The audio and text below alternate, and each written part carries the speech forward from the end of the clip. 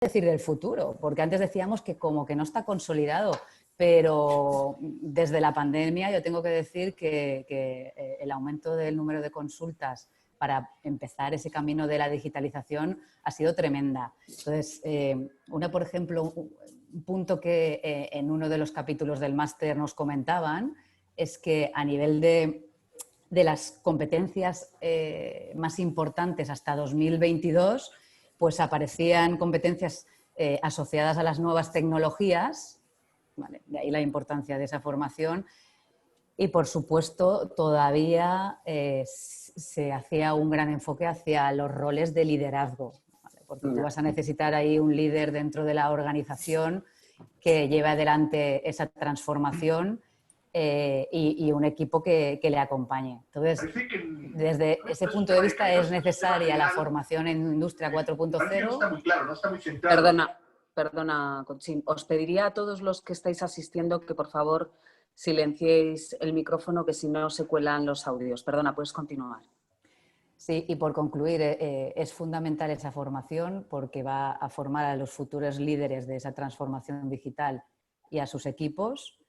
Y pues básicamente va a asegurar que esos nuevos perfiles y que se van a necesitar en las empresas van a existir y, sobre todo, los retos que va a imponer la transformación digital, pues haya gente capacitada para poderlos resolver y llevar hacia adelante. Entonces lo veo definitivamente fundamental porque está aquí y va a quedarse para siempre para mejorar las empresas, desde luego. Bueno, pues hoy miraremos al futuro desde el presente. Enseguida os voy a preguntar a los dos, Luismi y Pepe, pero ya se ha incorporado Raquel Gago, ingeniero en diseño industrial y desarrollo de producto. Ha trabajado en Michelin, en Renault, ahora trabaja para el grupo Ibersnacks, alumna de la segunda edición del Executive Master en Industria 4.0 de Valladolid, donde obtuvo además el premio al mejor proyecto fin de máster de su promoción. Raquel, buenas tardes, bienvenida. Hola, buenas a todos. Hola. Bueno, estábamos aquí hablando un poco, Raquel, que supongo que te ha dado tiempo a escuchar ya un poco la tesis que mantenía Conchina acerca de la importancia de la formación en Industria 4.0 y te pregunto, ¿es una necesidad? ¿Es una necesidad de futuro? ¿Es algo más para mejorar, para progresar? Bueno, yo es que cuando vi un poco el título, ¿no?, de la charla de hoy, pues lo primero que me pregunté a mí misma es eso, ¿no? Precisamente, ¿es una necesidad o es una posibilidad de crecer dentro de tu empresa o en otras empresas? Y yo creo que más bien va a ser una necesidad más que una opción, pienso. Lo estamos viendo ya, ¿no? Cada vez vamos a un mundo, pues eso, más conectado, más inteligente, que se va transformando y desarrollando por las nuevas tecnologías, y esto va cambiando no solo cómo trabajamos, sino también pues nuestra sociedad y nuestra forma de vivir. Y lo peor es que, lo peor a lo mejor, ¿no?, es que dicen que de momento solo conocemos un 20% de la tecnología, ¿no?, que solo se ha desarrollado un 20% de la tecnología. Fíjate. Y esto, pues todos sabemos y hemos repetido mil veces, nos lo dicen todos los profesores del máster, nos lo han dicho, que esto ocurre de una manera exponencial, o sea que no nos sobra mucho tiempo, vaya, ¿no? Y la cuestión es que si cambia la sociedad, si cambia la industria, si cambia la manera en la que vivimos, pues la manera de trabajar y la definición de los puestos y los perfiles laborales, yo creo que es bastante evidente que va a cambiar sí o sí. Entonces, unos puestos desaparecerán, se crearán otros nuevos y los que se mantengan tendrán otras necesidades. Entonces, yo pienso que si ya trabajas, tienes intención de trabajar, es altamente probable que tu puesto actual o tu puesto futuro se vean afectados, si no lo han hecho ya, ¿no? Que muchos ya lo han hecho. Y pienso que si sigues esta misma vía de razonamiento, controlar algo, mucho, poco, lo que sea, sobre Industria 4.0 te va a capacitar para tu puesto actual y futuro. Y por desgracia ocurre, yo no sé si le pasará a mucha gente, pero a mí sí que me ocurre, que todavía te preguntan, bueno, ¿y esto de la Industria 4.0 qué es, ¿no? Y todavía tienes que hacer ahí el speech, ¿no?, para explicar a la gente lo que es, que si es una moda, que para qué sirve. por responder así claramente, yo creo que si estás en el mundo industrial y estás formado en Industria 4.0, eres clave para ayudar a transformarlo. Y ahí tienes un papel, mayor o menor, pero lo tienes. Y por supuesto también que si tienes un papel clave, pues también tienes una oportunidad de progresión profesional. Bueno, busco ya una primera reacción de vosotros. Pepe, ábrete el micro, por favor. Sí, lo tenía silenciado para no molestar, pero fenomenal. Siempre nos pasa un poco lo mismo. Vale. A ver, yo también creo que esto, no sé buscar el calificativo correcto, esto de fundamental, yo diría vital, imprescindible, buscaría el calificativo más fuerte que encontrase para definir la necesidad que tenemos en la sociedad de que nuestros ingenieros, nuestros profesionales en la industria estén formados y capacitados en Industria 4.0. Esto ya no es algo de futuro, para nada, no es una moda, esto es una realidad, además una realidad en plan casi tsunami. Esto es algo que ha venido a arrastrarnos.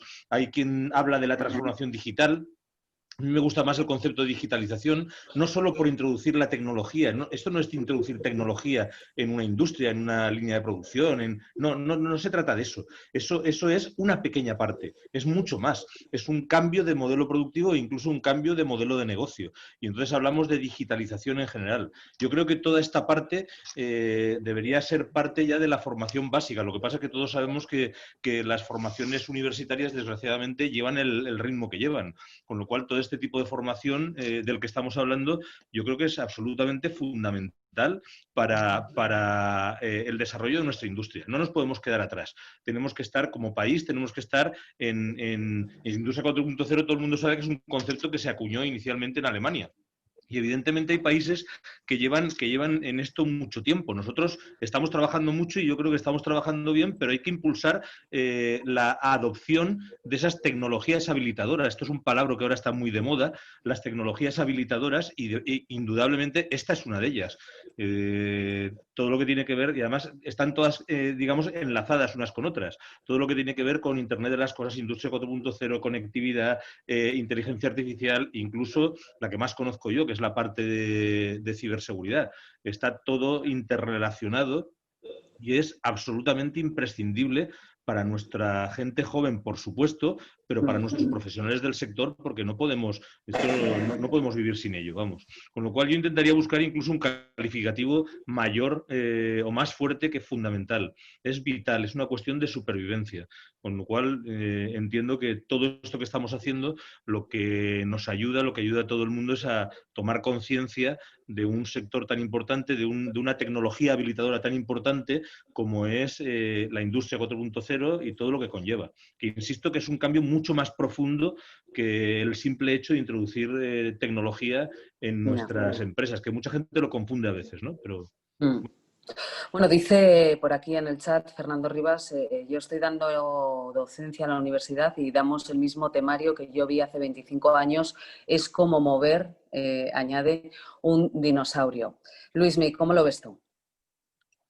Yo discrepo un poquito de José Miguel. Yo creo que sí que tiene que ser transformación digital y no tanto digitalización, ¿no? Es verdad que en el mundo industrial lo tenemos mucho más complicado que en otros sectores porque sobre todo tenemos un montón de aplicaciones que de hace 10, 15, 20 años, tipo SAP, tipo MES. Cada vez que queremos hacer esa transformación, todas las herramientas informáticas que tenemos las tenemos que llevar a ese lado, pero para mí la transformación va más ligado a lo que quiere el cliente, que es algo cada vez más rápido y cada vez más económico. Entonces yo lo veo en el sentido de que hay que formarse continuamente. Está claro que vivimos en una sociedad donde va a evolucionar todo mucho más rápido y donde además veo diferentes niveles, ¿no? Reflexionando un poco sobre la palabra trampolín, que me ha gustado mucho el título de la conferencia.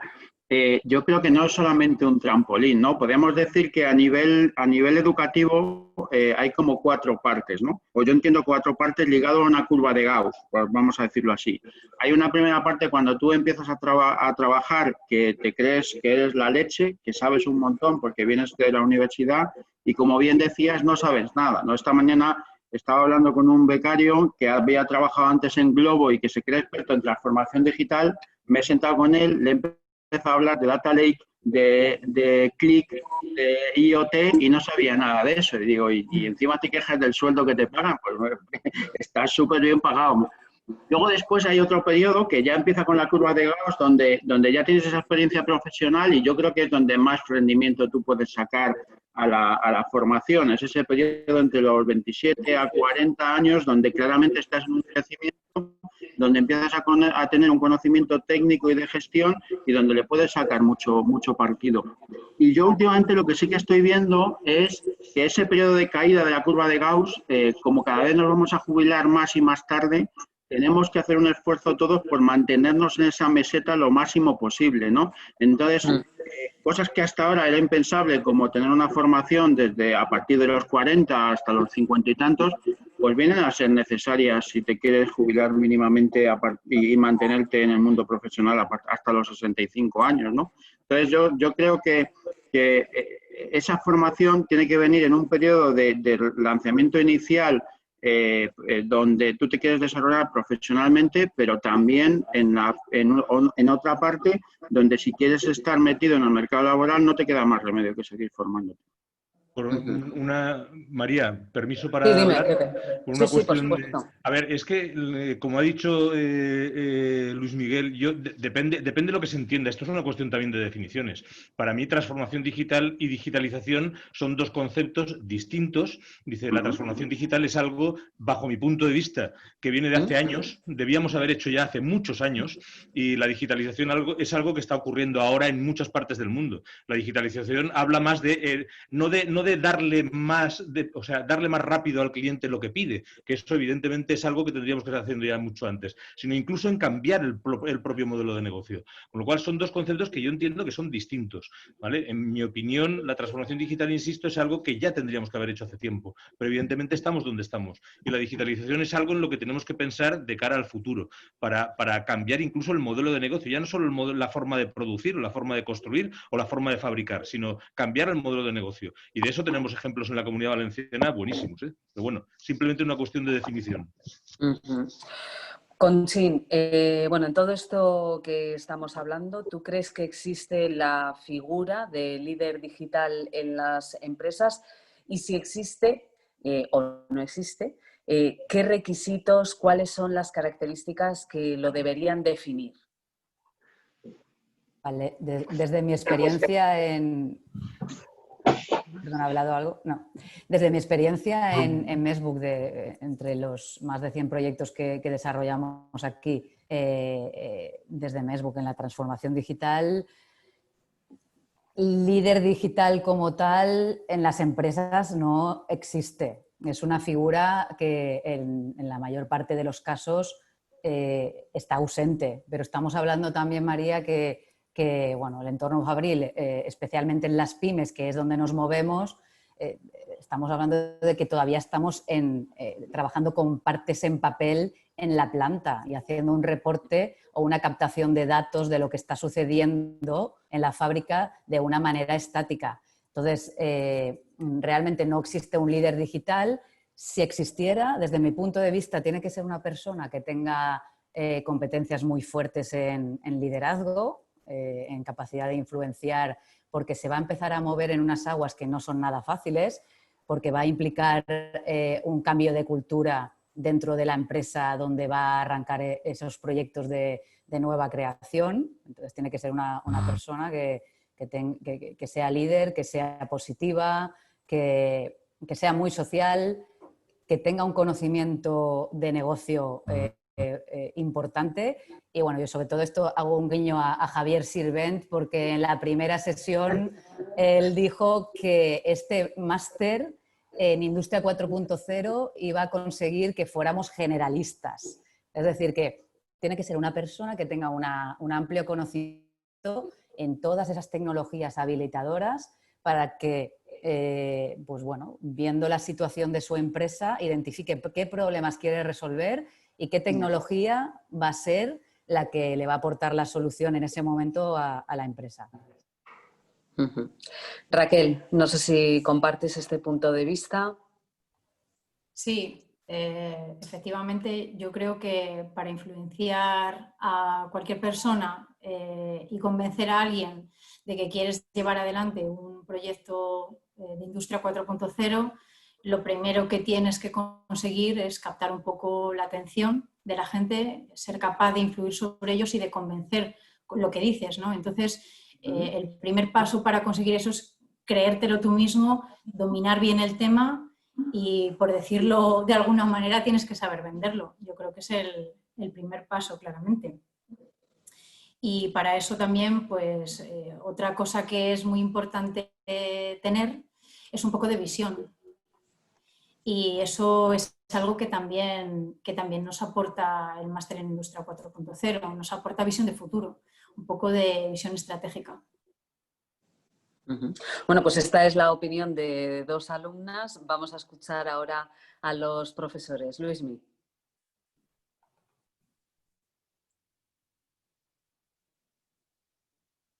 No se te oye. Perdona, que yo siento discrepar, Sí. estaba diciendo. Que estos días en Madrid hemos tenido la mala noticia de que se han cambiado las frecuencias de televisión y hemos empezado el confinamiento. Entonces yo, unas horas antes del confinamiento, me tuve que ir a casa de mis padres a sintonizar la televisión porque ellos entienden que yo soy el líder digital, ¿vale? Y yo creo que eso pasa de alguna forma en las empresas, ¿no? El líder digital, cuando hay un líder digital es señal de que el sistema no está bien desarrollado.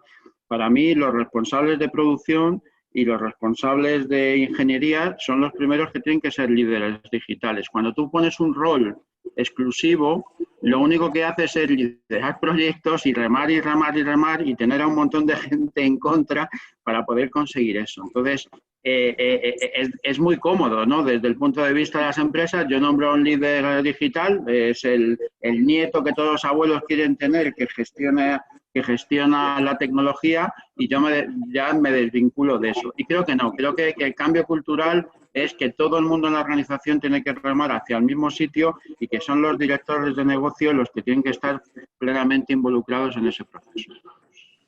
Pepe. Pues yo en eso estoy de acuerdo con Luis Miguel. Yo no creo que tenga que existir un líder digital. Aquí tenemos que ser líderes digitales todos y si no, perdonadme la expresión, no nos vamos a comer un torrao. Completamente de acuerdo. Dice, el mundo es digital, la economía es digital, queramos o no queramos, y todo se tiene que amoldar a este nuevo mundo digital, con lo cual líderes digitales ya podemos crear rápidamente todos los que podamos, porque si no vamos a tener un problema general o generacional, como queramos llamarlo. Yo creo en la economía digital, creo además que nuestras empresas a nivel España y a nivel Europa están en una desigualdad de condiciones respecto a nuestros competidores chinos y Estados Unidos por muchos motivos. Quizá porque el modelo de europeo sea un modelo más proteccionista, con derechos, por ejemplo, como los derechos de acceso a la información, frente a un modelo intermedio americano o un modelo que no hay protección de derechos chino. Con lo cual, más nos vale que que consigamos convertir a toda la gente de producción, a toda la gente en general, en pequeños líderes digitales, y que esa función no tengamos que digamos, imponerla o crearla. Y en eso coincido con Luis Miguel, que debemos apostar porque el liderazgo digital sea compartido en toda la compañía. Porque no se puede, un proyecto, esto no es cuestión de un proyecto, esto es cuestión de un cambio de paradigma. Es la economía digital como tal, y en esa estamos viviendo ahora ya. Raquel, vuelvo contigo. ¿Cuáles crees tú que serían los principales retos a aplicar de la teoría a la práctica en el campo de la transformación digital industrial? Pues a ver, los principales retos tienen mucho que ver precisamente con la conversación anterior que estábamos hablando, ¿no? De si tiene que haber líderes independientes que vayan intentando llevar la industria 4.0 en sus diferentes proyectos, o si esto tiene que venir desde arriba. O sea, yo creo que el principal reto está en que esto venga desde arriba. Y no siempre es así. O sea, muchas veces yo he visto empresas de los dos tipos y muchas veces tienes que luchar mucho desde abajo para conseguir que un proyecto de este tipo salga adelante. Entonces creo que el mayor reto es un cambio cultural. sin ninguna duda. Lo bueno es que creo que esto va a venir impuesto, no va a ser una opción. En el momento que es una necesidad, pues ya tienes ahí un montón de impulso para conseguirlo. Conchín. Sin duda, y no estoy en desacuerdo tampoco con Pepe y Luis Miguel, y yo creo que la manera de iniciar esa transformación o ese cambio cultural sí que puede empezar por una o unas pocas personas que tengan esa formación, que sean capaces de realizar esa formación en cascada e influenciar al resto de la organización. Y bueno, como dice Raquel también, a nivel de... Es fundamental que el proyecto y la visión venga desde arriba, porque si no, a nivel tecnológico, digamos que no vamos a tener ningún problema para poder avanzar en los objetivos que nos marquemos, pero a nivel de personas, basta que haya un equipo o algunas personas que sean escépticas para que el proyecto pues, pueda fracasar. Entonces, en ese sentido, no es una persona, sino es un equipo de personas, pero sí tener quizás un cabeza más visible en las pues, capas más altas de la empresa, y sobre todo para ganar esa batalla o esa resistencia al cambio o ese cambio cultural, creo que es importante también hacerlo con la vía de los hechos, es decir, conseguir resultados, ir a por los quick wins. Y una vez pues, la organización vea que esa implantación de ese proyecto está dando sus frutos, pues estará la semillita para iniciar ese cambio cultural. Para que germine. Correcto, correcto. Otros retos también que yo veo a nivel de las organizaciones es sí, lo que estábamos diciendo también desde el principio, la falta de formación de los profesionales. El qué está claro, el cómo yo no lo veo claro, y se necesita capacitar a las personas en este aspecto. Luego muchas veces te encuentras que las empresas no tienen un plan. O sea, esto de la transformación digital o la digitalización mola, parece que suena mucho o es un vocablo, como nos decían en el máster, pero ¿cuál es tu plan? ¿Cuáles son las prioridades que tú vas a atajar primero? ¿Qué problemas quieres resolver? ¿No? Márcate primero objetivos sencillos, busca esas tecnologías que te van a llegar a conseguir esos objetivos, y luego márcate unos hitos y empieza a medir si has cumplido los objetivos. Empieza también a medir si has conseguido el impacto que querías conseguir dentro de la organización a nivel de resultados. Nosotros siempre decimos también que la industria 4.0 se tiene que llevar a los resultados. Entonces, se tiene que llevar al nivel del EBITDA. ¿Hemos conseguido mover el EBITDA? Pues vamos por buen camino y seguiremos venciendo la resistencia. Entonces, uno de los retos es conseguir esos resultados pues, para empezar a consolidar estos proyectos de digitalización. Bueno, enseguida vamos a hablar de lo que os ha aportado ese máster que habéis hecho, pero vamos a cerrar antes este melón de retos. Pepe. Bueno, yo como decíamos antes, al final incluso he visto por ahí alguna pregunta que hablaban de la creación de islas independientes y lideramos. Vamos a ver, yo que ya tengo unos cuantos años, cuando empecé a trabajar construyendo barcos y en el departamento de tecnología de un astillero. Y yo recuerdo que ya hablábamos de las islas independientes en aquel entonces, que no había nada que se pareciese a la digitalización ni a la transformación digital. Estamos hablando del año 1995, antes del año 2000, ¿vale? Y ya hablábamos de las islas y la independencia, las islas independientes, yo creo que es parte de la naturaleza humana.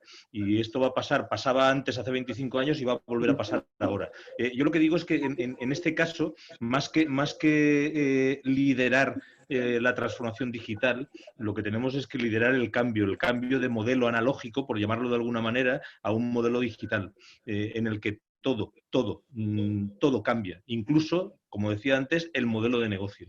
Ya no es solo un pequeño cambio en la tecnología que utilizamos para fabricar o para construir o para dirigir los proyectos. Es un cambio de mentalidad. Y por eso es por lo que decía yo, siguiendo un poco lo que decía Luis Miguel, que no hace falta, no veo que haga falta un líder de transformación digital o un líder digital, sino que lo que hace falta es un liderazgo para cambiar el modelo anterior a un modelo digital en la empresa. Pero bueno.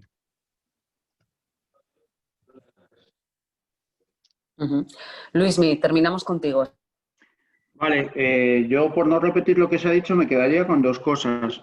Una, tener muy claro si la estrategia de la empresa va por generar beneficios o por reducir costes. Ahora con el COVID, por ejemplo, hay una clara estrategia de reducir costes y hacia eso se están fijando las empresas y hacia eso tiene que ir la transformación digital.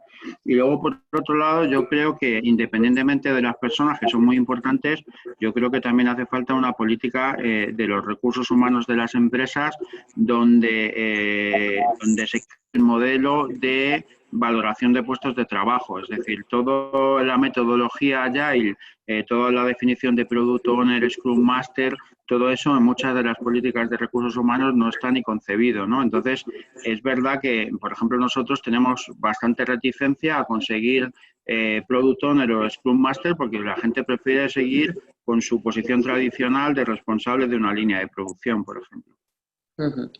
Bueno, veo que Javier Sirvent nos pone mensajes ahí, no sé si con algún objetivo de fondo, pero yo los veo y supongo que los estáis viendo también todos vosotros. La violencia no es el camino, pero un tortazo a tiempo, yo digo tortazo, Sirvent te pone a andar. Raquel, ¿qué ha supuesto para ti el máster antes y después de haberlo realizado profesionalmente hablando?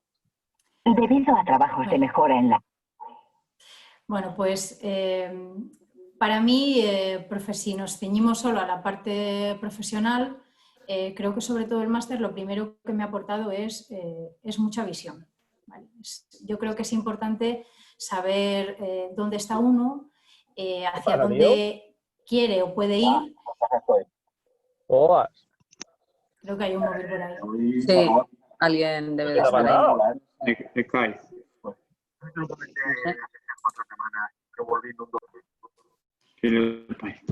Bueno, pues como decía, sobre todo lo que me ha aportado es muchísima visión, ¿vale?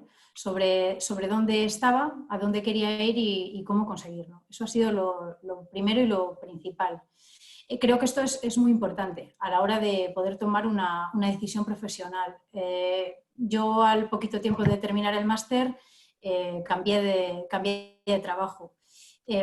Tenía ya muy claro hacia dónde quería ir y no me dedico específicamente a implantar proyectos de Industria 4.0, pero en mi puesto actual poder aplicar las tecnologías emergentes a solucionar cualquier tipo de problema con el que podamos encontrarnos es muy interesante y aporta muchísimo beneficio.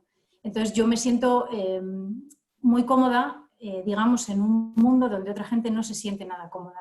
Y tu opinión puede también ser, o tu visión puede estar muy bien valorada también dentro de tu empresa, si eres capaz de enfocarlo bien. Conchi, ¿en tu caso supuso también un cambio profesional o no?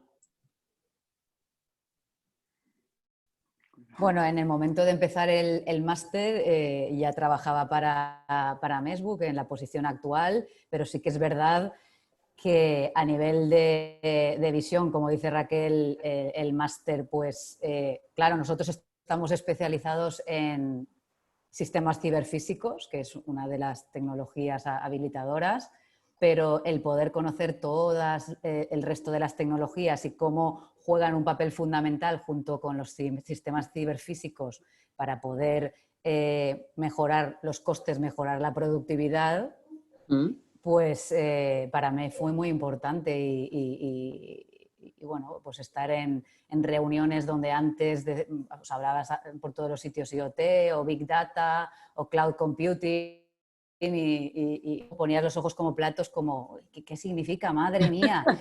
O sea, me van a pillar, ¿no? Yo qué valor les voy a aportar. Y en realidad te das cuenta que al final es todo parte de lo mismo, ¿no? De tener herramientas, de tener tecnología, pues como decimos también desde Mesbu, para fabricar mejor y más barato. Pero visión y comodidad a la hora de poder debatir las cosas, ¿no? Una más, Conchi, ¿notas diferencia con otros compañeros que, por ejemplo, no han recibido esa formación extra y específica de la materia que estamos hablando, ¿no? ¿Se nota? A ver, las comparaciones son odiosas, ¿vale? Yo lo que intento es utilizar todo lo que yo he aprendido en el máster para explicar lo mismo, pero de manera más sencilla para que los que están alrededor de mí puedan ver los beneficios de la industria 4.0. Es explicarlo, pues me acuerdo que nos hicieron hacer un elevator speech que por cierto hice fatal en ese momento. Y para mí bueno, pero te sirvió después, ¿no? Claro, me sirvió, pero justamente para lo que tú dices, lo importante, y también en línea con lo que dice Luis Miguel y dice Pepe, es crear una comunidad, es crear líderes digitales, con lo cual lo que tú hayas podido aprender, transmitirlo en la medida de lo posible, porque no lo voy a hacer nunca jamás como los profesores que hemos tenido en el máster, pero sí ayudarles a entender que al final son herramientas puestas a su disposición y que les van a ayudar a desempeñar su trabajo mejor. Entonces, yo lo utilizo de esa manera. Raquel, ¿tú has notado diferencias con otros compañeros que no han tenido la suerte de poderse formar? Pues para mí es también súper difícil compararme con otros compañeros porque yo actualmente soy responsable en España de mi propio departamento, entonces la verdad que no tengo con quién compararme. Pero lo que sí puedo decir es que respecto en otras áreas, con otros project managers que se dedican también a trabajar en transversal con muchos departamentos, quizá lo que yo más puedo aportar, la diferencia mayor que puedo encontrar, pues es que en el momento que hay una necesidad, a lo mejor tú tienes más herramientas, ¿no?, con las que poder ofrecer soluciones distintas que a nadie se le han ocurrido. Y eso pues suele ser también muy interesante. Luismi, ¿qué hay que hacer para que un CEO dé el paso y también se forme en todo esto de la industria 4.0? ¿Qué más hace falta? Yo creo que a nivel de CEO lo que, yo no sé hasta qué punto podríamos decirlo, ¿no? Pero a nivel de comité ejecutivo, que es un poco más amplio, ¿no? Yo creo que lo que hace falta es conciencia de cuáles son los beneficios que te va a traer este tipo de formación respecto a otra tradicional que hay en el mercado, ¿no? Es decir, yo creo que en el mercado tú puedes encontrar mucha formación sobre gestión de proyectos, pero ese complemento o ese equilibrio entre la gestión del proyecto y el conocimiento tecnológico para mí es totalmente fundamental, ¿no? Cuando estás trabajando en esto, lo que te das cuenta es que no solamente te vale el con que tú sepas cuáles son las mejoras que tú quieres implementar o que puedas hacer un presupuesto y un business case. También necesitas saber algo de tecnología, porque la tecnología es algo que es cara, y entonces tienes que tener unos conocimientos para ver que dentro de todo el portfolio de tecnología dónde quieres invertir.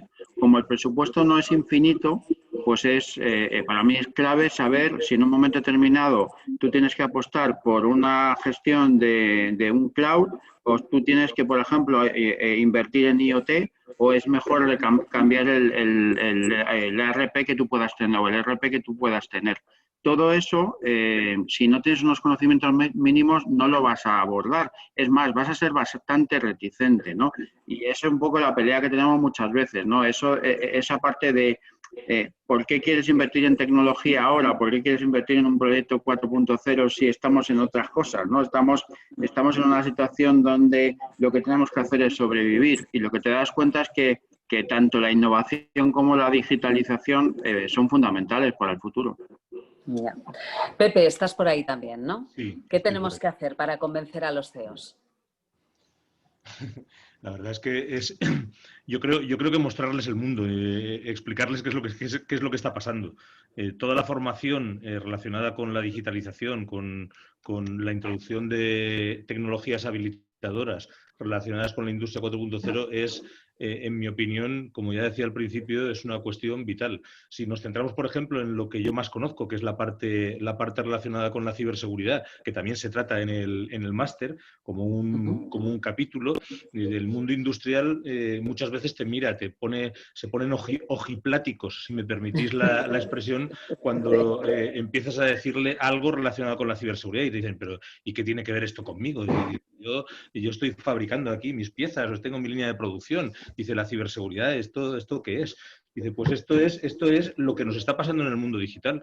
Lo que nos está pasando es que estamos conectándolo todo, que cuando empezamos con todo esto hace ya años, los sistemas no estaban diseñados y pensados para ser seguros desde un punto de vista, digamos, digital o de conectividad. Y lo que ha pasado, como decía antes, creo que era Conchi, que se ha hiperconectado todo lo hemos conectado. Ahora vivimos para conectarlo todo, nos conectamos nosotros, nuestros móviles, nuestros niños, la cafetera, la nevera, lo conectamos todo. Y nuestras industrias también.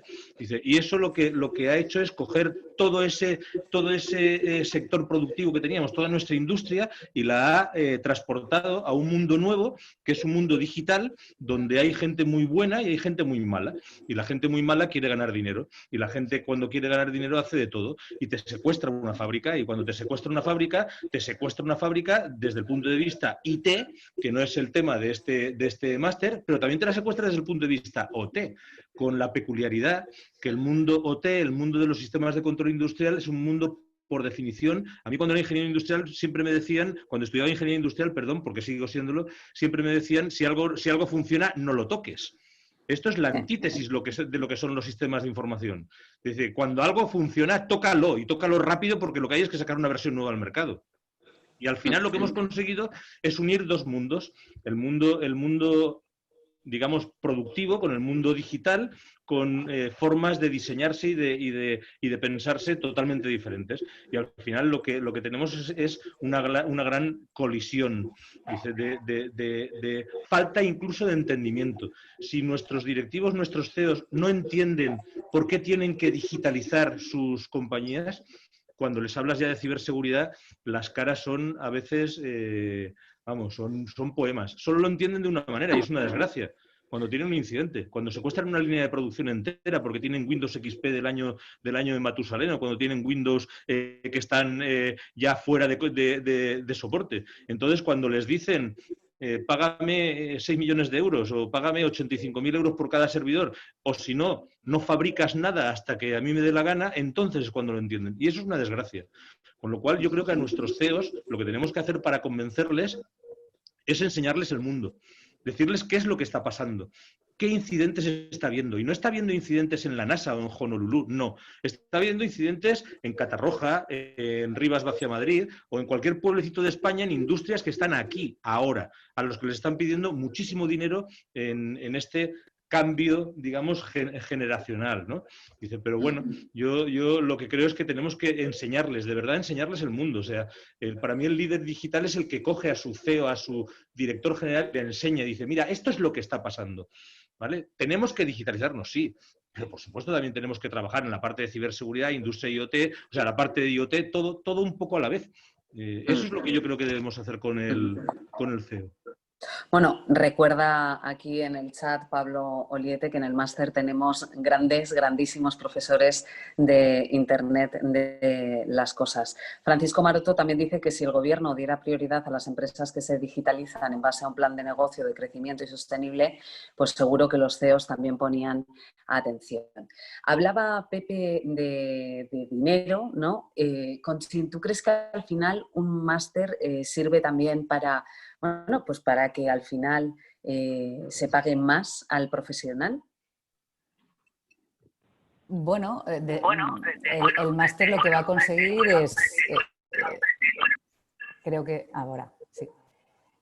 Creo que lo que aprendemos en el máster, siendo posiciones que son de nueva creación, roles que hasta ahora no eran necesarios, escasos en el mercado, hace que como profesional te pongan en valor para poder conseguir una promoción o un ascenso a nivel salarial. ¿Por qué no? Ojalá. Que tomen nota, que tomen nota. Exacto, exacto. Oye, Luismi, ¿cuáles son, ya que estamos hablando del máster, cuáles son las principales materias que tiene que tener un programa, un máster de Industria 4.0? ¿Cuáles son las que no pueden faltar bajo ningún concepto y que encontramos aquí? Antes de eso, veis que estoy viendo el mensaje de Javier de la violencia y me estoy acordando que también es verdad que no solamente vale con hacer el máster, es decir, normalmente tú cuando terminas el máster, detrás lo que tienes es una experiencia vital de vida, es decir, tienes que ser disruptivo, tienes que saber que no puedes volver al mismo puesto que había antes, es decir, tienes que estar dispuesto a cambiar de empresa o a cambiar de departamento. Si no complementas una cosa con otra, lo haces insuficiente. Y sobre tu pregunta, lo que yo considero fundamental, pues yo considero fundamental un primer módulo de tecnología, que podemos llamar emergentes o no, donde tú lo que tienes que tener es, en este tipo de formación, tener una visión general de todas las tecnologías para luego ver si te interesa una y especializarte en esa o en otras, ¿no? Entonces, ahí yo siempre pongo el ejemplo que lo que tienes que saber es un poquito más que yo, ¿vale? Yo qué sé, yo sé suficiente para que cuando me viene con cualquier consultor o cualquier vendedor, intentar saber si me vende humo o no, ¿vale? Entonces, como mínimo tienes que llegar a eso. Luego ya después, si te quieres hacer experto en blockchain o en cloud o en ciberseguridad, pues mucho mejor. Pero por lo menos para los que nos dedicamos a la gestión de proyectos, ese mínimo que te permita entablar una conversación con cualquier proveedor o con cualquier consultora para discutirlo. Luego hay otra parte que para mí es fundamental, que es la gestión de proyectos. Desde el punto de vista de identificar necesidades del cliente, saber hacer un business case, un presupuesto y lo que es la metodología Agile en sus distintas versiones, ¿vale? Y lo último que termino con esto, creo que luego hace falta un módulo de preparación como personas. Es decir, yo he hecho mucho en falta, y lo ha dicho antes Conchi, el elevator pitch, ¿no? He hecho en falta tener la capacidad de en un momento determinado presentar tu proyecto. También me he hecho en falta mucho en los profesionales la valoración de lo que significa el networking. No lo hemos dicho, pero la realidad es que aquí, en este foro de FOM, yo he aprendido mucho y desde la pandemia yo creo que ha sido una de las cosas que mejor, a lo que más rendimiento le sacaba, a todas estas charlas, a todo esto, ¿no? Eso no hay que menospreciarlo. En el fondo son profesores, al principio son profesores, pero luego son compañeros de tertulia y eso es un aprendizaje que vale mucho dinero, ¿no? Y el último punto que tenía yo dentro de eso que hace falta es el elevator pitch, el conocimiento y luego el saber moverte por el mundo digital. Yo creo que a día de hoy hay muchas oportunidades de aprender en Internet y tal, pero el tener como referencia todo lo que es el mundo FOM, yo creo que eso ayuda bastante. Bueno, creo que todas esas cosas están sobradamente recogidas, ¿no? en este máster. Hablabas tú mucho del elevator pitch. Es verdad que aquí en España como que nos cuesta todavía, ¿no? Salir, dar la cara y sintetizar nuestro proyecto. Raquel, ¿cómo viviste tú ese proceso en el máster?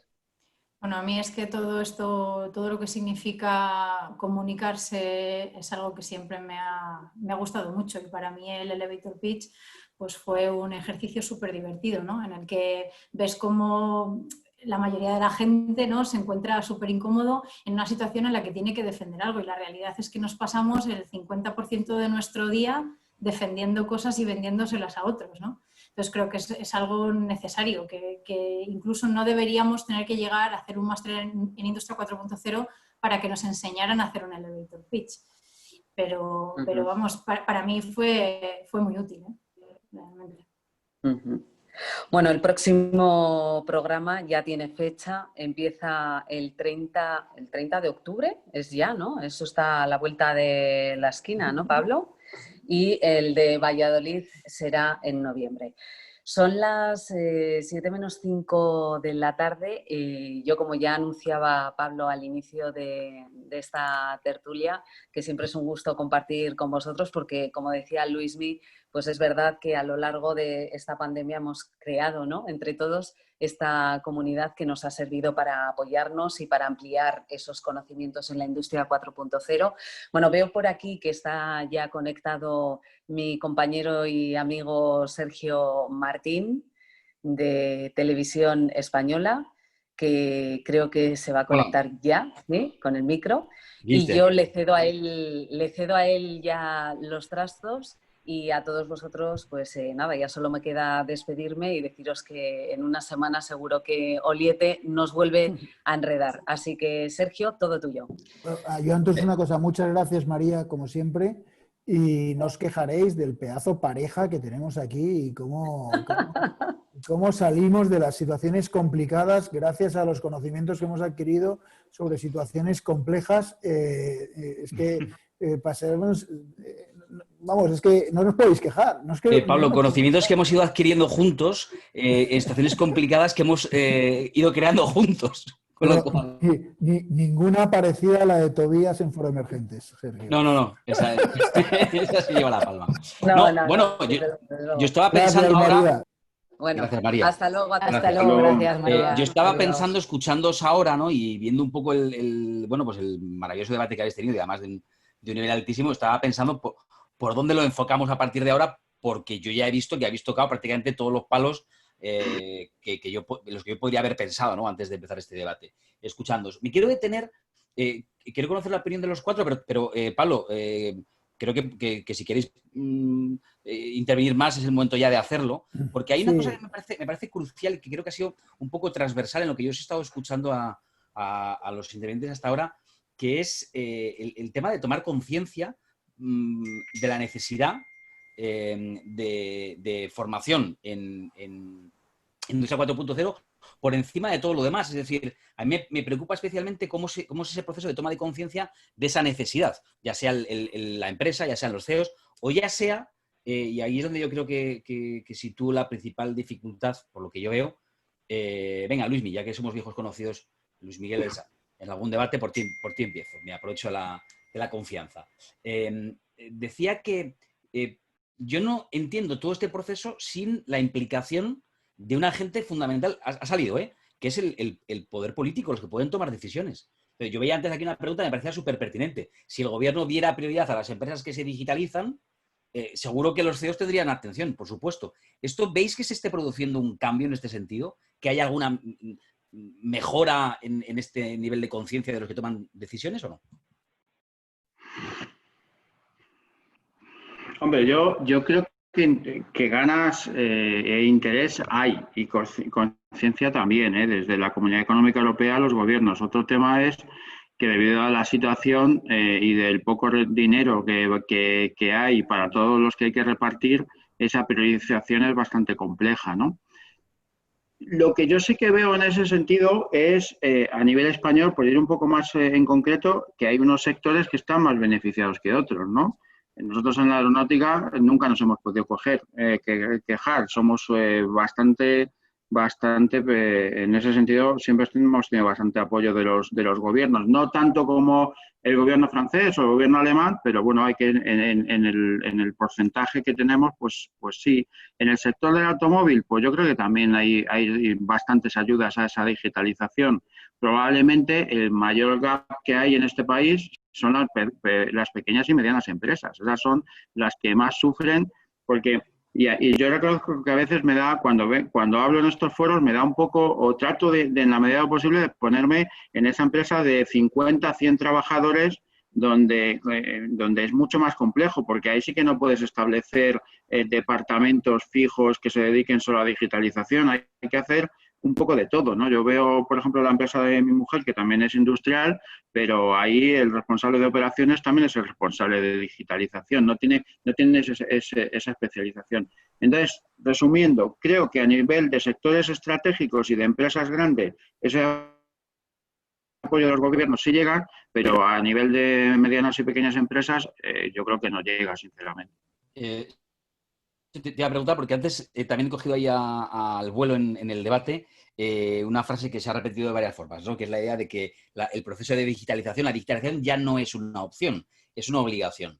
Esta frase yo la he escuchado miles de veces, pero lo que me preocupa es que la sigo escuchando, es decir, que sigo escuchando, no es una opción, es una obligación, pero veo que hay muchísimas empresas que no sé si es un tema de procrastinación o de inversión o de mentalidad, pero el caso es que seguimos dejando para mañana acometer de verdad el proceso de digitalización. Yo creo que ¿Qué está fallando? Va muy ligado con el tamaño de nuestras empresas. Lo decía Luis Miguel, en el entorno de las grandes empresas, esto está muy claro, en el entorno de las pymes y de las micropymes, pues yo creo que va un poco más a empujones, ¿no? Ligando con la pregunta que hacías anteriormente, yo sí que pienso que hay oportunidades. Lo que pasa es que creo que en España no las estamos aprovechando. España es un país deficitario en captación de fondos europeos para la inversión en investigación, desarrollo e innovación. Y yo creo que eso es una tarea pendiente de nuestro sector industrial en general y de las pymes en particular. Es decir, hay dinero, hay mucho dinero. Ahora, además, la Unión Europea apuesta por ese duplo que hablan, el Green Deal y el Digital Deal. Precisamente en el Digital Deal, en el objetivo digital de la Unión Europea, hay muchísimo dinero para proyectos de este tipo. El problema es que yo creo que lo que no sabemos es aprovechar esa circunstancia y solicitar fondos. No sé si es porque creemos que no nos lo van a dar. Yo, por ejemplo, dirijo una empresa que tiene, creo que son 56 proyectos, de los cuales hay muchos europeos de mucho dinero. Nosotros hemos sido capaces de desarrollar tecnología porque nos ha ayudado los fondos europeos. Entonces, yo creo que esto deberíamos romperlo, deberíamos intentar que nuestras pymes industriales, además, se diesen cuenta de que sí que se pueden conseguir fondos de ayuda europeos, y más ahora. Ahora creo que tenemos una oportunidad de oro. Sinceramente, creo que es el momento de no dejar escapar los fondos europeos. Es el momento de verdad, ponernos las pilas, formarnos y hacer que nuestros equipos de la industria, de las pymes, de las empresas medianas, sean capaces de escribir proyectos, incluso en colaboración, proyectos para captar fondos europeos para la digitalización, para la incorporación de la industria 4.0 y de todas las tecnologías habilitadoras de las que hemos hablado ya un poco. Creo que es el momento ahora, precisamente. Oye, me quedo ahí con muchos titulares, José Miguel, pero vamos, hay uno que me encanta, que es, hay dinero, hay mucho dinero. Esto he escuchado estos días, es gloria bendita para los oídos de todos los que están aquí. Pero es que es así, lo hay. No, sí, pero digo que lo subrayo y porque no tengo capacidad de poner aquí rótulos en grande, pues lo pondría así y moviéndose y con todo tipo de grafismo. Atención. Sí, pero Sergio, no es tan sencillo. Mira, yo me estoy dedicando el último mes a precisamente a ver cómo conseguir esos fondos del gobierno. Y cuando empiezas a analizar, el gobierno pone fondos, pero no los pone porque sí. Detrás de eso tiene que haber un proyecto donde la empresa tiene que poner al menos el 50% de esos fondos, ¿no?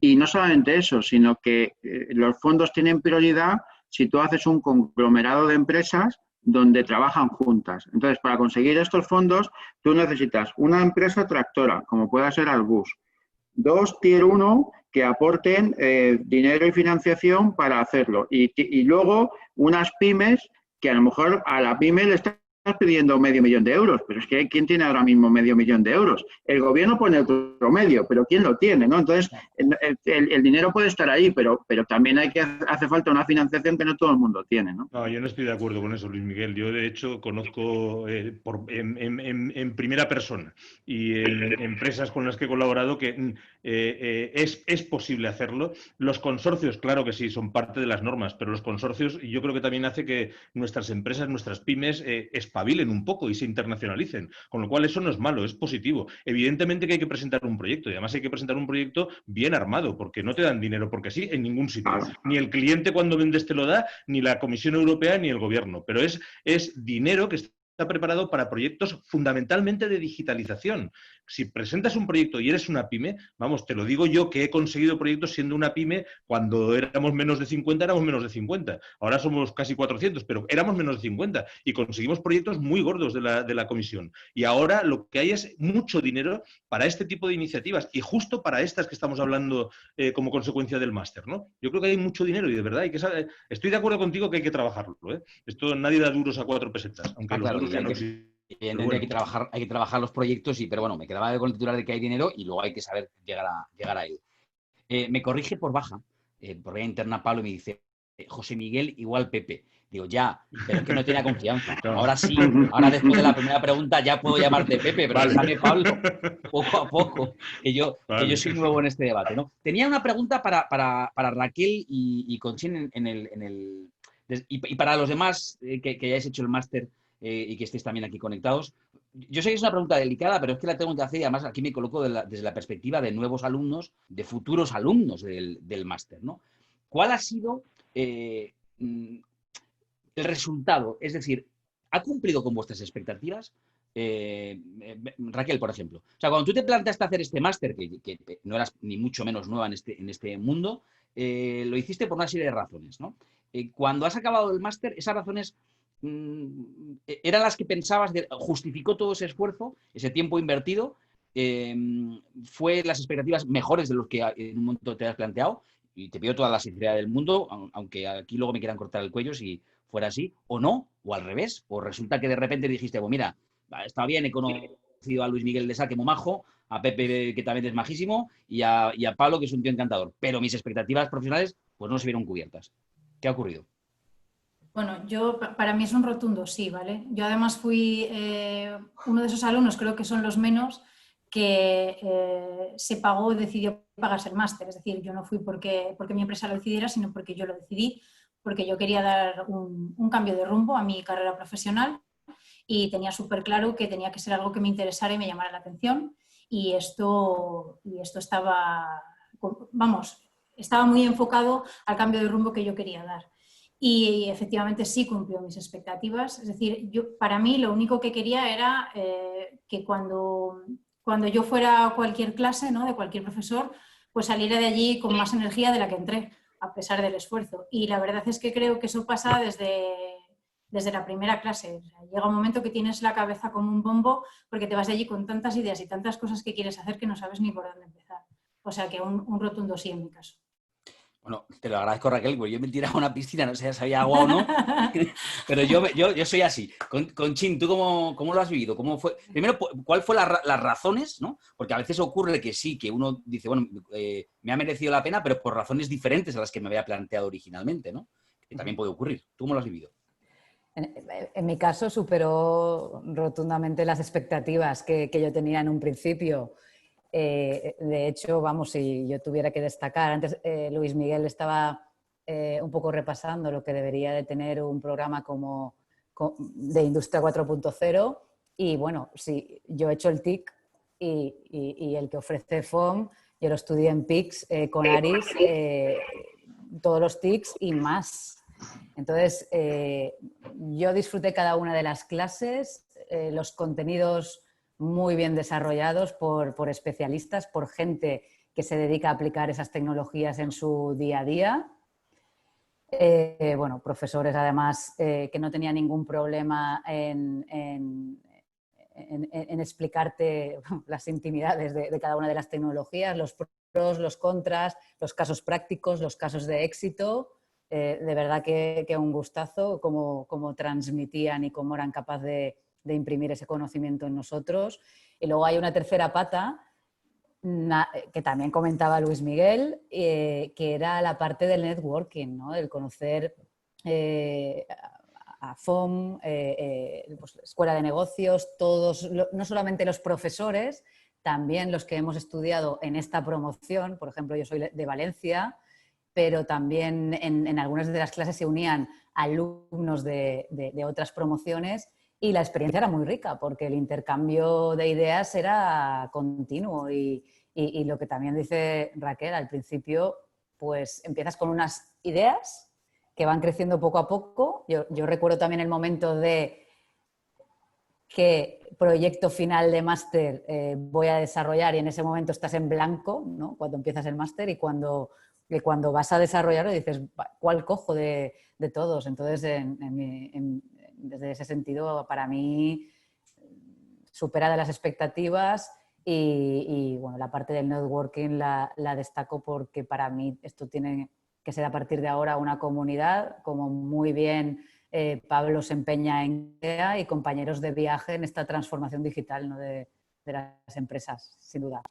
Gracias, Conchín. Aún a riesgo, a mí me gusta el riesgo. Quiero abrir el micrófono a más alumnos. Quiero conocer más testimonios de otros que hayáis cursado el máster en cualquiera de sus ediciones y nos queráis contar vuestra experiencia desde la perspectiva esta del posterior, ¿no? ¿Qué pasa cuando has acabado el máster?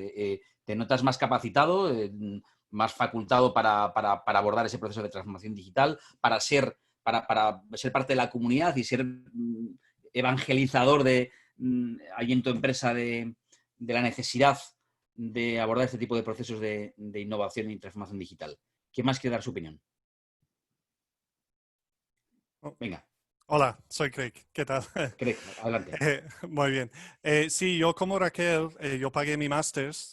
Yo empecé mi máster cuando he ido a una empresa grande que me han prometido el mundo, el viaje de oro, que voy a estar en la empresa toda mi vida y todo. Entonces me han despedido. Entonces en octubre fui a hablar con Aris para construir mi vida otra vez, porque creo que lo importante de este máster, lo que hace PEAKS FOM, es la parte personal muy importante también. Yo creo que 50-60% del máster es para dar esta confianza y conocimiento. Entonces yo reconstruí mis cosas, empecé otra vez en mi antigua empresa en enero, acabo de hacer unas ventas importantes, no por temas de dinero, unas ventas importantes por temas de conocimiento. La verdad es que gracias al máster, yo no soy el tonto perdido hablando de tecnologías que no sabe.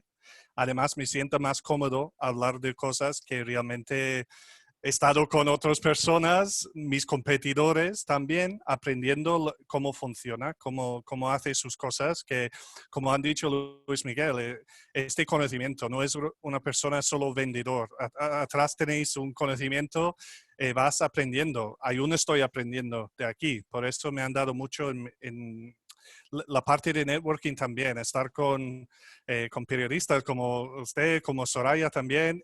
Javier Sirvent, falta 2 clases más con él. En mi opinión, la primera clase era tan impactante, no solo para decir Javier Sirvent, hay muchos profesores que Luis Miguel también he aprendido mucho, muchos que he aprendido mucho de todos lo que están. La verdad, lo bueno de este máster es impactante. No es solo una cosa. Por tema profesional, cómo han cambiado mi perfil, pues bastante. Ahora tengo mucho más confianza con el CEO de mi empresa. Estoy esperando a ser socio en Reino Unido para mi empresa. Entonces, gracias al máster, el conocimiento, la parte de senioridad que he aprendido, a callarme, escucharme, aprenderme, todas estas cosas, la verdad que he notado una diferencia brutal. Además, mi CEO dice, eres una persona diferente. Para mí es bueno porque estoy haciendo algo bien y yo tengo mi plan de ser. Además, el proyecto de Masters mío era para una escuela Business English que vamos a montar en breve también. Entonces, muchos cambios en mi vida. Creo para la parte personal, gracias a PEAKS FOM, conocer todos vosotros, estar en un grupo así que va creciendo, es importante. Oye, es un chute de energía escucharos, de verdad que lo es. O sea, yo os escucho y da como subidón, dan ganas de meterse inmediatamente en una clase de Javier Sirvent. Y mira lo que estoy diciendo. Gracias. Pablo, ¿quieres decir algo, no? Sí, pero seguro que hay experiencias, porque hay experiencias que no se haya cubierto la expectativa, ¿no? O sea, yo creo que tampoco aquí... O sea, a ti te gusta más el riesgo que a mí todavía. Estás buscando pero no me importa, porque yo creo que de eso tenemos que aprender. O sea, habrá gente que habrá hecho el máster, que habrá llegado a su organización y que su organización no le habrá reconocido el esfuerzo o no le habrá reconocido o tarda. Por ejemplo, los MBAs siempre te lo dicen, ¿no? Cuando estudias un MBA te dicen, lo menos espérate 5 años para que realmente realmente puedas llegar a amortizar el MBA, ¿no? Yo desconozco, en el máster ya llevamos 8 ediciones de este programa, entonces tenemos gente que es bastante veterana y que puede decirnos, después de 8 años no, 8 ediciones, pero no 8 años, porque ha habido varias ediciones por año, pero después de 5 años, que eso sí que lo podemos decir, qué han notado o qué han dejado de notar, porque de eso también tenemos que aprender todos. Y yo creo que en este grupo estamos para compartir experiencias, y las experiencias no siempre van a ser maravillosas. Pues venga, Pablo abre un capítulo que me parece interesante, que es el de, o sea, ya hemos visto un montón he escuchado algunos testimonios, muchos testimonios de cuestiones positivas, pero Pablo quiere dar un testimonio de autocrítica, es decir, ¿en qué podemos mejorar? ¿No? Pues venga, pues, ¿quién se atreve a decir en qué se puede mejorar?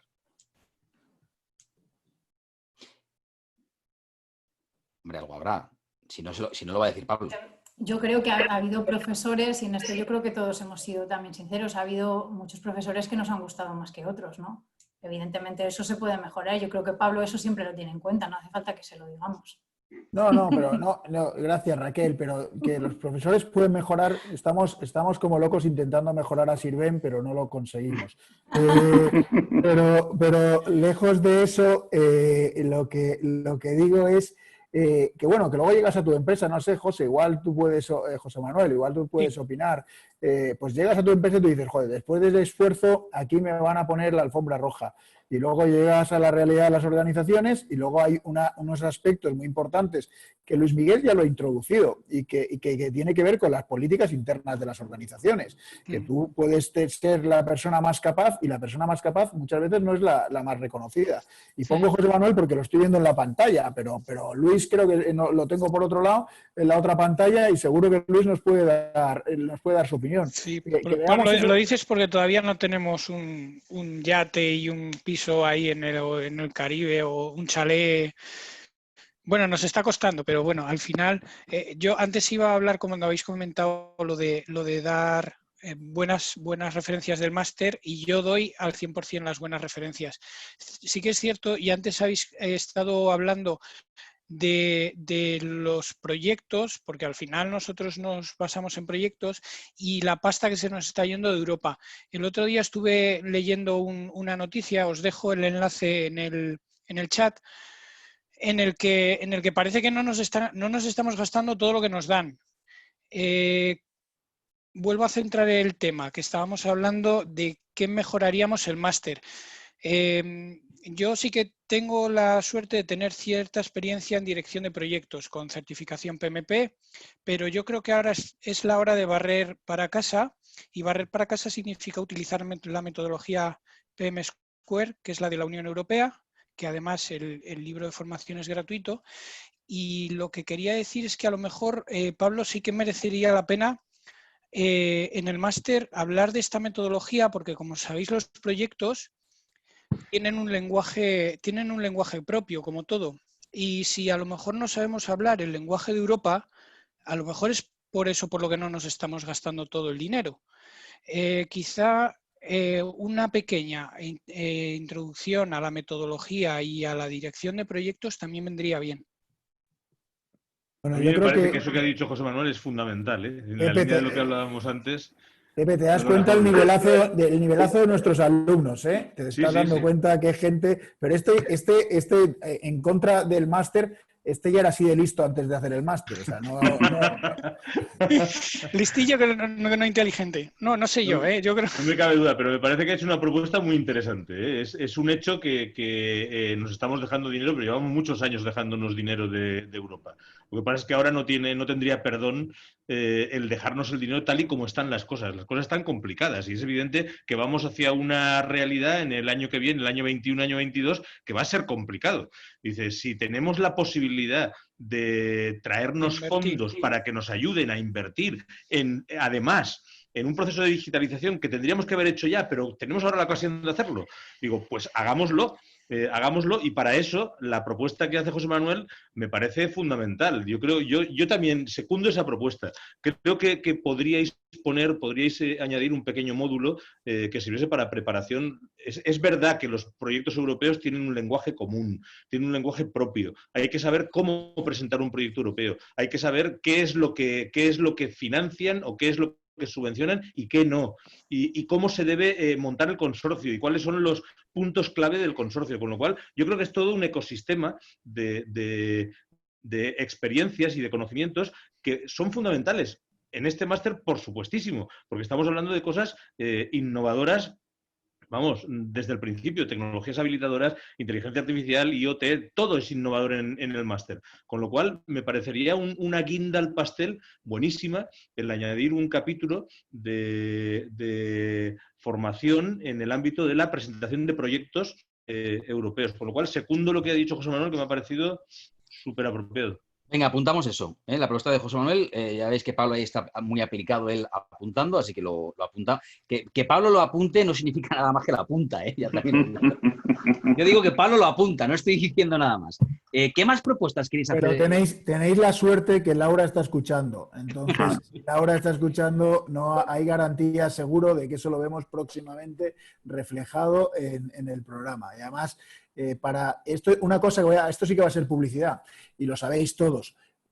Lo sabéis todos porque muchos habéis hecho el máster. Sabéis que cualquier contenido nuevo que se incorpora en el programa está abierto a todo el mundo que ha realizado el programa en cualquiera de las ediciones que hemos realizado el máster en España. O sea, que esta sesión, lo que habrá que encontrar es la persona con talento, que eso podéis ayudar todos para que imparta la sesión. Porque aquí no se trata solo de poner el título a la sesión y llenar un hueco. Bueno, llenar un hueco no, porque aquí no hay huecos. Aquí hay que quitar algo para poner esto. Entonces, habrá que poner esta sesión y a esa sesión estaréis invitados todos. Lo que habrá que, entre todos, y estamos abiertos a esas recomendaciones, que si conocéis alguna persona que sea experta en impartir este tipo de contenido, pues invitarle a que se incorpore al claustro de profesores e impartirlo. Eso es nuestra política de siempre. Pues hay que dar también el mensaje de Pablo, si además de tener una buena idea, como ha tenido Pablo, de ofrecer o de proponer ese asunto, si además tenemos un perfil adecuado, pues Pablo, además de apuntarlo, lo estudiará. Continuamos. Yo quiero escuchar alguna voz más de los 32 participantes que estáis en este momento aquí, muchos de vosotros sin la cámara conectada, lo cual al principio me ha llevado a engaño, porque digo, ¿quién hablaba antes, no? Bueno, ya he descubierto que hay muchos por aquí que no tienen la cámara conectada. ¿Hay alguna otra cuestión en la que os apetezca dejar aquí constancia? Alberto, creo que pedía la palabra. Yo soy alumno de este año de Valladolid y la verdad que estoy encantado con el máster, está cumpliendo mis expectativas totalmente. Y sí que le quiero poner un pero o dos peros, un pero básicamente, sobre todo con la elección de algunos profesores que creo que aunque saben mucho de lo que vienen a hablarnos y son auténticos especialistas, les falta ese punto docente de transmitir la información. No pasa con todos, pero sí con algunos. Y son sesiones largas de fin de semana, que ya llegamos cansados y tal, y ese puntito de docente pues ayuda mucho en el acompañamiento de las clases. Ese es el punto que quería contar. Y respecto al tema del dinero de Europa, que es una de las cosas que me ha parecido muy interesantes, es verdad. Hay muchas pymes, nosotros estamos entre ellas, que sí que hacemos o intentamos hacer uso de estos fondos, no solo de los europeos, sino de los que vienen a España. De los 140.000 millones que venían para España, que al final parece que se quedan en 70.000 nada más, las comunidades autónomas ya se están moviendo, desde la parte agroalimentaria de la Consejería de Castilla y León, ya están moviendo ficha y han contactado con las empresas para escuchar nuestros proyectos. De hecho, nosotros ya los hemos presentado, con lo cual sí que es algo esencial y yo creo que es un impulso total para la industria 4.0 en las pequeñas empresas. O sea, el sabernos que nos podemos financiar de alguna manera y que no todo tienen que ser recursos propios. Sí que hay unas clases en el máster de financiación más orientadas a lanzamiento de startups o lanzamiento de proyectos nuevos, pero no tan orientadas a poder conseguir fondos pues, tipo CEDETIS o cosas por el estilo. Yo creo que se podría hacer lo que bien dicen en esa de proyectos o un project manager o algo por el estilo que facilite pues, el acceso a estas ayudas, el saber cómo podemos. Claro, porque al final nosotros este tipo de cosas lo acabamos dando a consultoras, que son las que nos gestionan pues, todo este tipo de cosas. No sé cómo lo veis. Pues ahí deja Alberto más deberes. No sé si esperas, Alberto, que te contesten a esa última formulación que hacías, ¿no? Yo el comentario de los que quería seguir un poco de feedback del tema de los docentes que os decía para el máster. Y no sé, Pablo, qué opina también del asunto.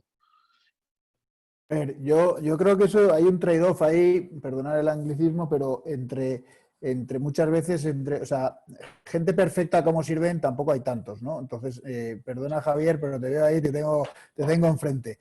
Tienes que buscar entre especialistas muy especialistas en la materia o gente que comunica muy bien, ¿no? Entonces, muchas veces es verdad que esto es como la parábola de los talentos, ¿no? No todo el mundo recibe todos los talentos. O sea, hay gente que comunica, que es muy, muy experta y que no comunica tan bien. Entonces, en ese sentido, yo sí que es verdad, y además lo conocéis todos, que hay un proceso de mejora desde el punto de vista de que muchos de vosotros os vais incorporando como profesores dentro del programa. Por ejemplo, Sensio, que lo tenemos ahí arriba, mira, precisamente el que ha llamado ha sido el amigo Ibáñez, que justo estaba pensando con él cuando hablaba de la buena comunicación. Y me ha descuajeringado el chiringo. Espera un segundo, que cuando empieza a llamar no para. Entonces, lo que digo, que tienes toda la razón, Alberto, es que, toda la razón, tampoco creo que sean tantos en esa situación. Vamos mejorando los perfiles conforme vamos encontrando especialistas en la materia que además han hecho el máster o han cursado. Pero vamos, ese es un feedback muy concreto que te preguntaremos cuando termines el programa y que te diremos cuál de los profesores y por qué.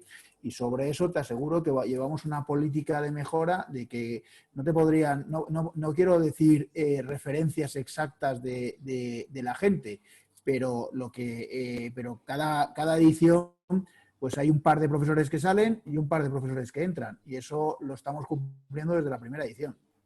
Ahora lo que te digo esto porque has dicho que querías escuchar algo negativo. No, pero que te lo compro totalmente. Si estoy de acuerdo contigo que eso puede ocurrir.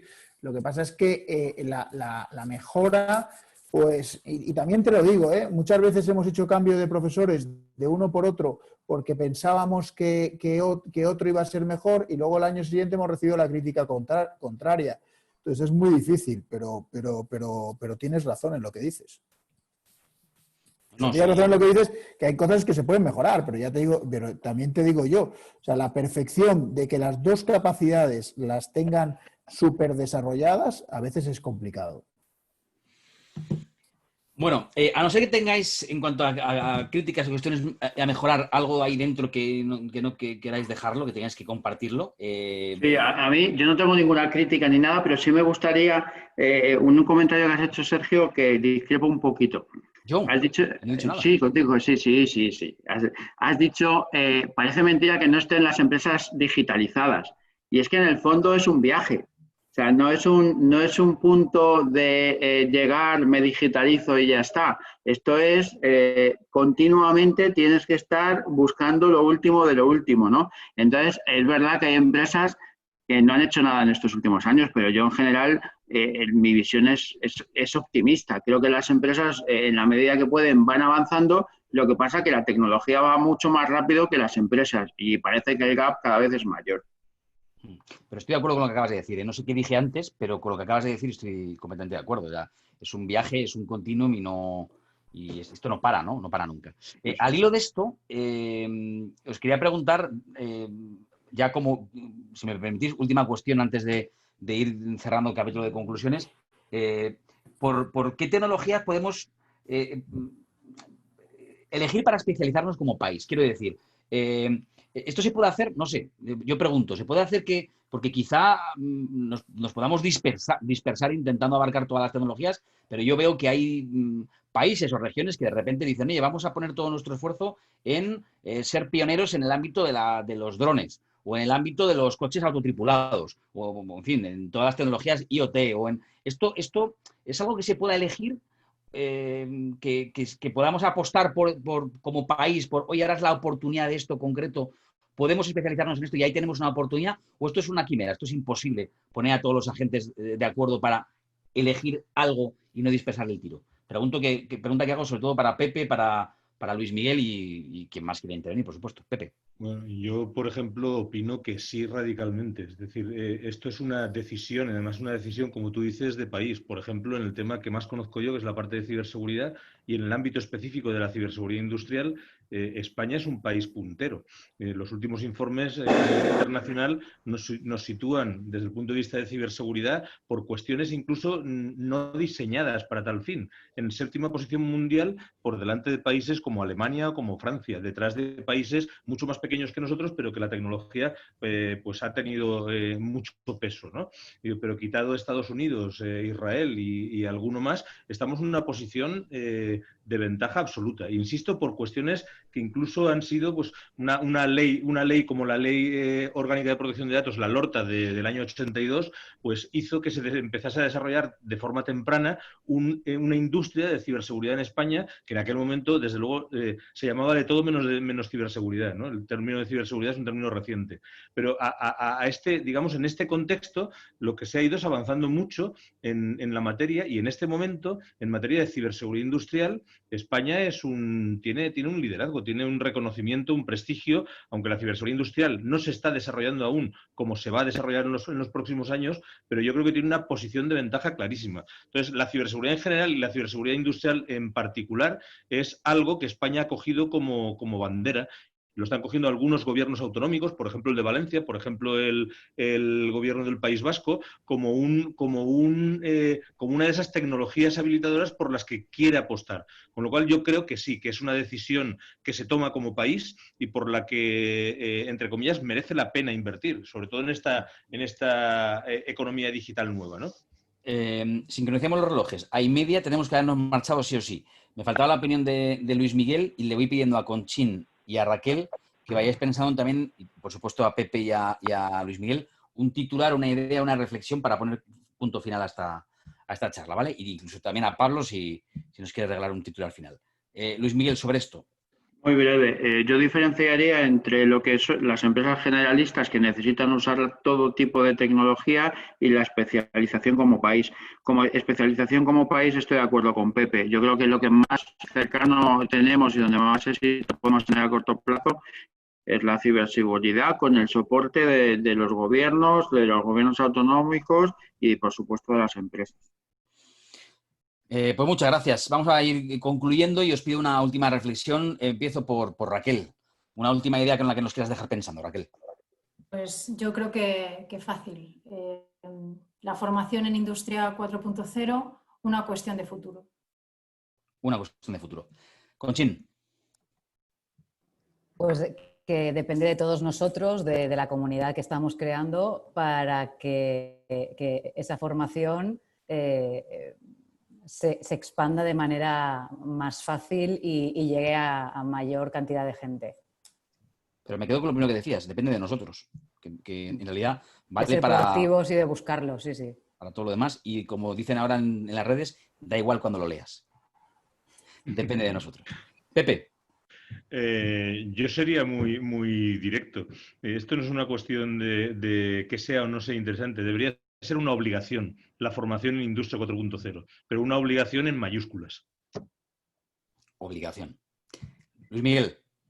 Pues yo voy a ser muy poco original y voy a leer lo que tiene Sirven ahí en su pantalla, ¿no? Piensa como una startup y reinvéntate cada día, ¿no? Pues ahí con eso me quedo.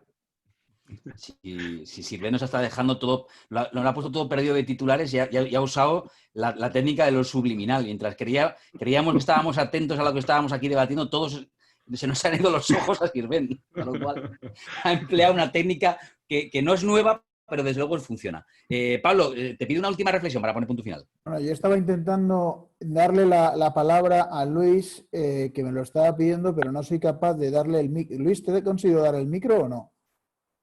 Sí, a ver ahora. Venga, a ver, Luis, habla. Te doy mi turno de palabra. Hola, buenas tardes a todos. Para que veas la pelota que te tengo. En Palencia están confinados. No. ¿Sabes qué pasa? Que es que estoy por teléfono y no vale con quitar y poner el mute del teléfono como que estás en una reunión normal. Venga, Luis, que tienes 15 segundos. Ahí yo lo doy gratis. Nada, que como Pablo me ha dicho ahí mi nombre y eso, pues yo que quería hablar. Pues nada, solamente decir que el máster muy bien. Lo que pasa que luego al final cada uno tiene su realidad, su propia idiosincrasia dentro de cada empresa, ¿no? Entonces, los que quizás no tenemos un perfil de búsqueda activa de cambio de laboral, de perfil laboral, pues bueno, dentro de la casa sí que es complicado, ¿no? Ser profeta en tu tierra, ¿no? Pero bueno, sí que con el máster, pues en la línea que decía Luis Miguel, pues cuando viene un consultor o alguien que te intenta vender algo, le dices, este no tiene ni idea de lo que he hablado porque va una página por detrás del manual que es de lo que yo sé, o sigue este tío chana de lo que es, ¿no?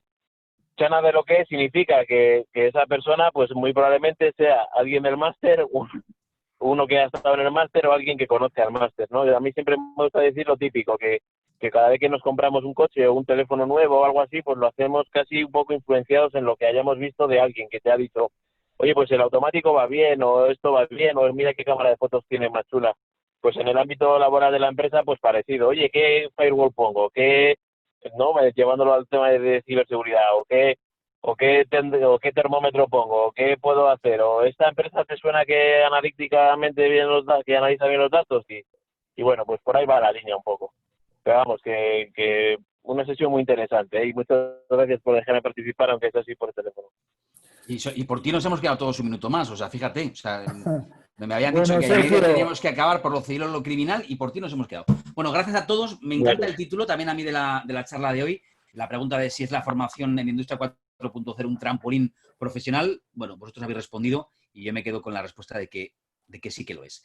Gracias como siempre, Pablo, gracias a FOM, gracias a todos vosotros y nos vemos a la próxima, incluso tomando el relevo de María o de quien haga falta. Aquí yo quería terminar con una cosa. Sergio, vete sin problemas. Seguimos con Javier. Venga. Hasta luego. Gracias, Sergio. Nos vemos luego. Yo quería decir, Dios, solo una palabra, que esto de el trabajo para toda la vida se ha terminado, añadiría y trabajar toda la vida ha comenzado. Eso está bien. El primero bien, el segundo no tanto. Esto de jubilarnos... Nos has apañado a la tarde. Esto de jubilarnos, a ver, si eso? trabajas en tu pasión, ¿para qué te vas a jubilar? Y además que vas a estar... antes la palmábamos con 80... ¿Qué coño con 80? La palmabas con 70 y algo. Ahora la vamos a palmar con 100. Vas a estar 35 años... No sé, Sirven, aprovecho para preguntarte qué tal esta patita. Mira, acabo de... Patitas no, es Perris. Joder, Perris, perdón. Pero creo que ya has visto a Patitas. Porque, nada, Patitas es un robot que un día os lo enseñaré. No sé si lo podré llevar al máster porque este es un... no es como Perris que lo metes en una maleta, este tiene una maleta más grande, pero Patitas, otro bicho, si vais a mi Instagram, que ahora es lo de sígueme, dame un like, en mi Instagram veréis que con Perris hay otro robot que se llama Patitas y que corre 14 kilómetros perdón, que me he equivocado. Oye, déjame que diga una cosa, perdona, lo digo por Pepe y por Luis Miguel, bueno, por todos, sobre todo por los ponentes, por Raquel y por Conchín, que muchísimas gracias a todos, lo digo porque si alguno teníais algún compromiso más y os tenéis que salir, no sufráis, ¿vale? Porque cuando Javier toma la palabra nunca se sabe cuándo va a acabar, es como Fidel, vamos. Entonces, simplemente que si tenéis algo, aquí estamos encantados, estamos en familia. Y entonces que nada, y que cada uno cuando se tenga que desconectar, se desconecta. Javier, por favor, sigue ilustrándonos. Yo sí que me tengo que ir. Gracias a todos y hasta la vista, hasta la próxima. Hasta luego. Pepe, ha sido súper prudente porque no has contado ningún caso real de ciberseguridad de las que hay. No me habéis preguntado y yo de casos de ciberseguridad cuando no me preguntan no cuento. Pero podría haber contado alguno, ¿eh? Es que esto de están pidiendo un rescate y tal, si quieres lo digo yo, pero vamos. Y hay alguna compañía ahora en España que está pasándolo muy mal. Alguna, Javier, alguna no, muchas, y hay algunas que son públicas. Adeslas la está pasando canutas, Sopra lo está pasando canutas, Mafre las ha pasado canutas. O sea, pero las hay, Javier, también pequeñitas, de aquí de Catarroja o sea, no hace falta irse a grandes empresas o del polígono de la Ford o de... Concesionarios de coches. Efectivamente, muy hay bien. muchas, pero bueno. Pues venga, hasta luego. Javier. Pepe, Venga, gracias. hasta luego a todos. Gracias, chicos. Gracias, Pepe, por todo. Nada, hasta ahora.